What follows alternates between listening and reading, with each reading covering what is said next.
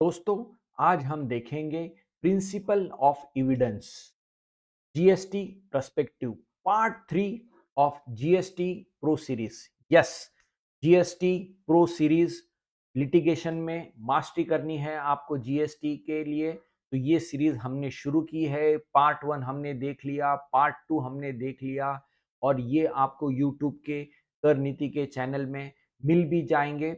अब आज हमको बहुत इंपॉर्टेंट डिस्कशन करना है पार्ट 3 के अंदर। तो इसमें क्या हम डिस्कस करने वाले हैं, फटाफट देखते हैं। Importance in GST litigation of evidence, यानी प्रमाण जो हम देते हैं हमारे नोटिसेस के रिप्लाई करते वक्त या इन्वेस्टिगेशन में। फिर आएगा फैक्ट, क्या तथ्य है, क्या सच्चाई है हमारे लिटिगेशन के प्रैक्टिस में, क्या इश्यूज के ऊपर, क्या फैक्ट्स के ऊपर हम केसेस लड़ रहे हैं। फिर बर्डन ऑफ प्रूफ इसके ऊपर आता है जीएसटी के लिटिगेशन के अंदर। एक्सपर्ट एडवाइस का क्या होता है, कम्युनिकेशन, प्रिविलेज कम्युनिकेशन का क्या है, एफिडेविट के क्या महत्व है। तो इन सारी चीजों का देखेंगे हम कि क्या है इंपॉर्टेंस जीएसटी लिटिगेशन में। और ये बहुत इंपॉर्टेंट डिस्कशन हम आज कर रहे हैं। अगर आपको जीएसटी लिटिगेशन में एक्सपर्ट बनना है तो ये जरूर देखिए। तो सबसे पहले हम शुरुआत करते हैं, व्हाट इज एविडेंस। प्रमाण का मतलब क्या है। Evidence in popular sense means that by which facts यानी तथ्य are establish to be satisfaction of a person inquiring, यानी जो भी ऑफिसर है, अपीलेट अथॉरिटी है, हाई कोर्ट्स में जजेस है, सुप्रीम कोर्ट्स में जजेस है, वो ये एविडेंस के ऊपर अपना पूरा जोर लगाते हैं, वह उनके ऊपर निर्भर रहते हैं कि ये जो फैक्ट है कि जीएसटी में किसकी बाजू सही है, टैक्स पेयर की बाजू सही है या टैक्स ऑफिसर की बाजू सही है। तो वो देखने के लिए एविडेंस के ऊपर उनका जोर रहता है। और ये एविडेंस का जीएसटी में क्या इंपॉर्टेंस है। तो दोस्तों, जीएसटी के लिटिगेशन के अंदर डिस्प्यूट्स अलग अलग प्रकार के हो सकते हैं। तो मेजरली रहते हैं chargeability of tax of a particular transaction, की टैक्स लगेगा या नहीं लगेगा। दूसरा हो सकता है क्लेम ऑफ एग्जम्पशन, यानी सर्विसेज के ऊपर नील रेट है या टैक्सेबल है।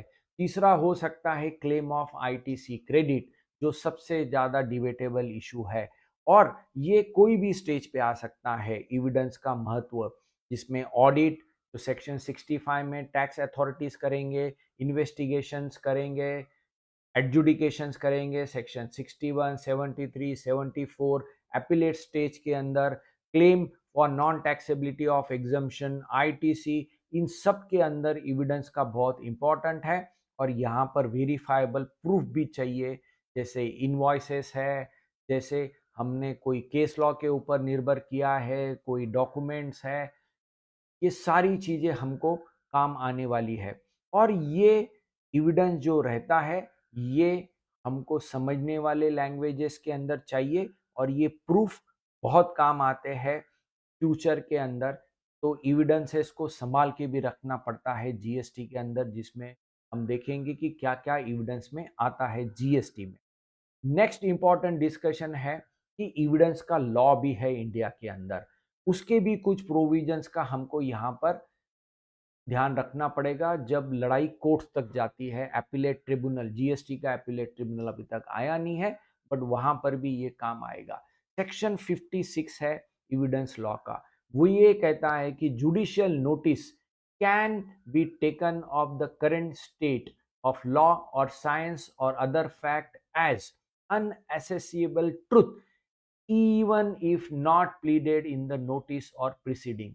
यानी अगर कोई चीज लॉ में क्लियर है और वो सत्य है, तो चाहे फिर उसके रिलेटेड कोई प्लीडिंग हुई हो या ना हो, बट सत्य सत्य ही रहेगा। इसको हम कहते हैं जुडिशियल नोटिस। फिर आता है सेक्शन 58, अनडिस्प्यूटेड फैक्ट, यानी तथ्य जिसके ऊपर कोई झगड़ा नहीं है, इनके लिए कोई प्रूफ नहीं लगता। एलिगेशंस अगर आए भी तो वो बहुत इंपॉर्टेंट रहेगा। अगर उसको टैक्स पेयर ने एडमिट किया भी है, नहीं भी किया है, तो अनडिस्प्यूटेड फैक्ट्स यानी सच्चाई कि मान लो आईटीसी लिया है, हमने कार के ऊपर, बट कार के ऊपर आईटीसी नहीं मिलता, इनवॉइस भी कार का है, तो ये सच्चाई है और आईटीसी कभी नहीं मिलेगा नॉर्मल टैक्स पेयर को।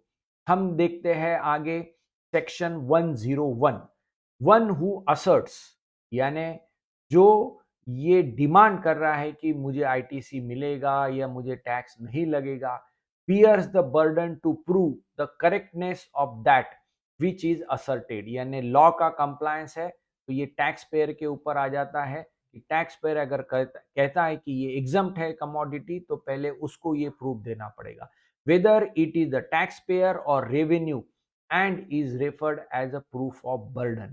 तो ये बहुत इंपॉर्टेंट है।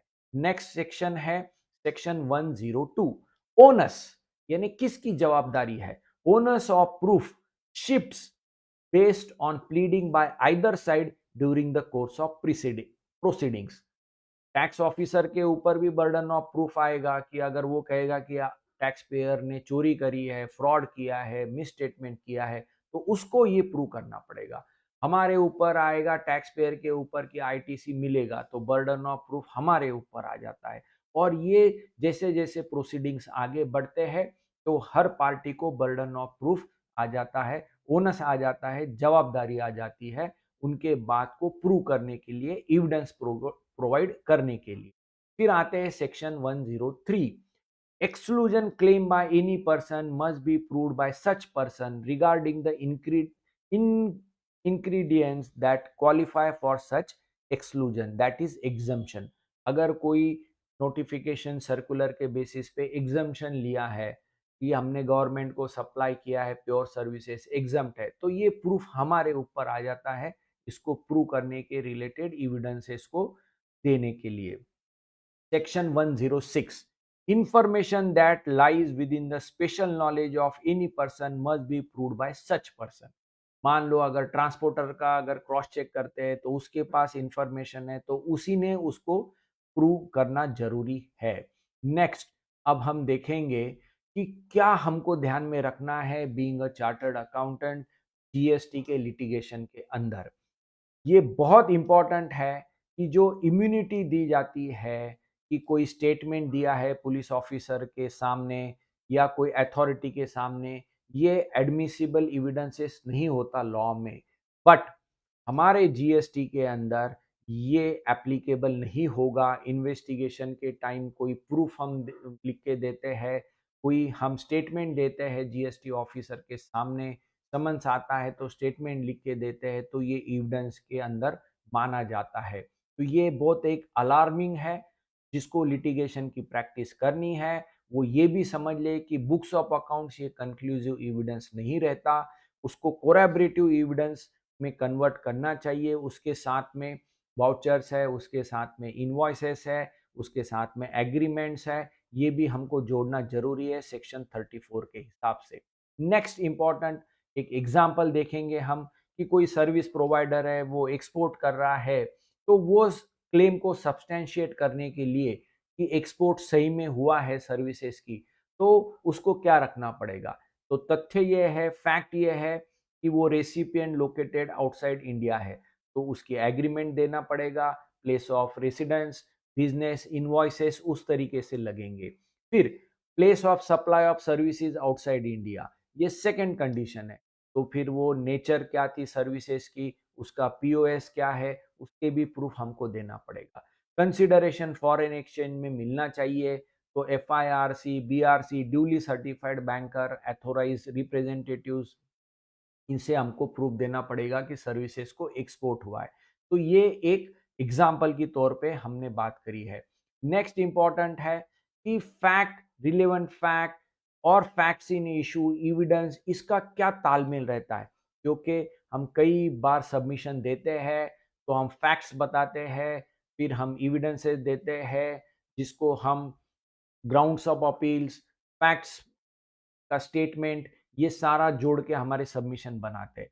तो फैक्ट ये तथ्य माना जाता है हिंदी के हिसाब से, और state of things, relation of things, capable of being pursued by the senses, any mental condition for which any person is conscious।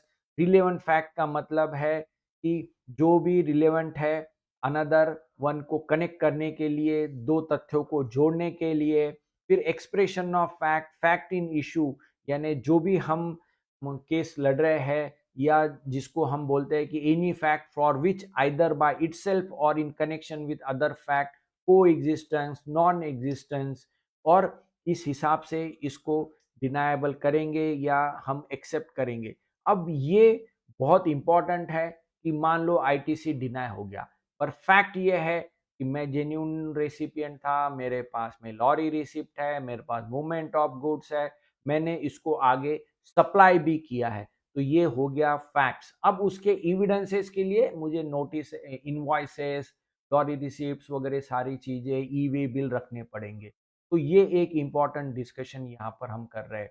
फिर टाइप ऑफ एविडेंसेस क्या होते हैं? टाइप ऑफ एविडेंसेस दो प्रकार के हो गए इंडियन एविडेंस एक्ट के हिसाब से, ओरल एविडेंस, डॉक्यूमेंट्री एविडेंस। तो ये भी बहुत इंपॉर्टेंट है। Statement made before court by a witness, ये ओरल स्टेटमेंट हो गया। डॉक्यूमेंट प्रोड्यूस फॉर इंस्पेक्शन, ये डॉक्यूमेंट्री एविडेंस हो गया। इलेक्ट्रॉनिक रिकॉर्ड भी एविडेंसेस में आ जाता है, जिसके अंदर hard disk, pen drive, mobile data में कहाँ जनरेट हो रहा है, तो इस हिसाब से इलेक्ट्रॉनिक रिकॉर्ड भी एडमिसिबल एविडेंसेस में आ जाता है, जहां पर बुक्स ऑफ अकाउंट्स हमने सेव करके रखी है। मोस्ट इंपॉर्टेंट नेक्स्ट पार्ट है अपना डिस्कशन का, बर्डन ऑफ प्रूफ, क्योंकि कई बार ये झगड़ा हो जाता है। अब a person who desires any court to give judgement, यानी जो भी हमारा पिटिशनर है, जिसको कोर्ट के पास गया है, को लीगल राइट है, और उसको अगर वो फैक्ट्स को असर्ट करता है तो उसका प्रूफ देने की जवाबदारी उसकी हो जाती है। Burden to prove a particular fact is always on a person who alleges, जो बोल रहा है कि यहाँ पर आपने गलती करी, तो उसको बताना पड़ेगा टैक्स ऑफिसर को कि आपने गलती करी। हम बोलेंगे कि हमारे से गलती नहीं हुई, तो हमारे ऊपर बर्डन आ गया। However, once such burden is discharged, the owners then shift to the other party। तो ये चलते रहता है कि हम ऑफिसर के प्रूफ देंगे, फिर ऑफिसर उसके ऊपर कुछ काउंटर प्रूफ है उसके पास, तो ये क्रॉस एग्जामिनेशन ये सब चलते रहेगा केसेस जब हम आगे लड़ते रहते हैं। तब एक ध्यान में रखना जरूरी है कि जीएसटी का जो लिटिगेशन है, जिसमें क्लासिफिकेशंस के अगर सर्विसेज का, गुड्स का अगर है, तो बर्डन ऑफ प्रूफ ये डिपार्टमेंट के ऊपर जाएगा कि असेसी ने ये रॉन्ग किया है, और डिपार्टमेंट के ऊपर ये भी जाएगा कि फ्रॉड, मिस रिप्रेजेंटेशन अगर कोई है, मेंस रिया सेक्शन 74 के अंदर ये आता है, तो ये पेनल्टी लगाने के लिए डिपार्टमेंट को प्रूव करना जरूरी है कि ये फ्रॉड हुआ है, मिस रिप्रेजेंटेशन हुआ है। और अगर हम एग्जम्पशन क्लेम कर रहे हैं तो वो असेसी के ऊपर आ जाएगा। तो हमको ये देखना जरूरी है कि इशू क्या है, नोटिस आई है, शो कॉज नोटिस आई है, उसमें क्या एलिगेशंस लगाए हैं, वो एलिगेशंस के हिसाब से टैक्स ऑफिसर को कुछ प्रूव करना पड़ेगा, कुछ हमको भी प्रूव करना पड़ेगा। तो ये इस हिसाब से हमारे को प्रोसीडिंग्स आगे लेनी पड़ती है। नेक्स्ट, डिग्री ऑफ प्रूफ, ये भी बहुत इंपॉर्टेंट है कि ये प्रूफ कितना सही है। और क्रिमिनल मैटर्स के अंदर तो इसको बहुत ज़्यादा लेवल तक देखा जाता है, और जब हम सिविल मैटर्स या हमारे इकोनॉमिक मैटर्स में आते हैं तो उसमें भी ये इम्पोर्टेंट हो जाते हैं। टाइमिंग ऑफ एविडेंसेस भी बहुत मायने रखता है। जब इन्वेस्टिगेशन हो रहा है तब हमको कुछ डॉक्यूमेंट्स मांगे जाते हैं, वो भी प्रूफ में आ जाते हैं। बाद में एडजुडिकेशन, शो कॉज नोटिस आने के बाद में भी हम एविडेंसेस दे सकते हैं। फ्रेश एविडेंसेस लेना नहीं लेना, appellate authority, tribunal, high courts, ये वो जज करते हैं, उस हिसाब से उसको एक्सेप्ट करते हैं। तो शुरुआती दौर में जितने ज़्यादा एविडेंसेस सही तरीके से हम दे सकते हैं, उतनी केस अपनी स्ट्रांग बनती है। फिर एक मुद्दा आता है एक्सपर्ट एडवाइस का।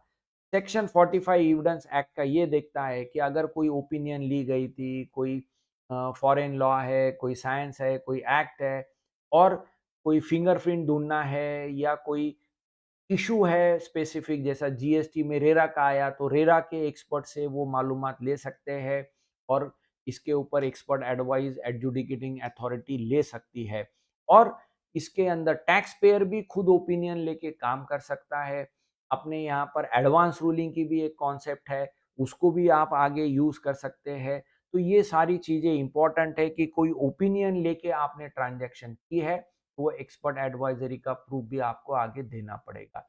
कुछ इंपॉर्टेंट बातें, इन्वेस्टिगेशन जब जीएसटी के होते हैं तो उसके अंदर थोड़ा ध्यान रखना पड़ेगा कि इन्वेस्टिगेशन के अंदर प्रॉपर ऑफिसर आया है तो उसके सामने जो भी फैक्ट एडमिट करेंगे तो वो डिपार्टमेंट को प्रूव करने की जरूरत नहीं है।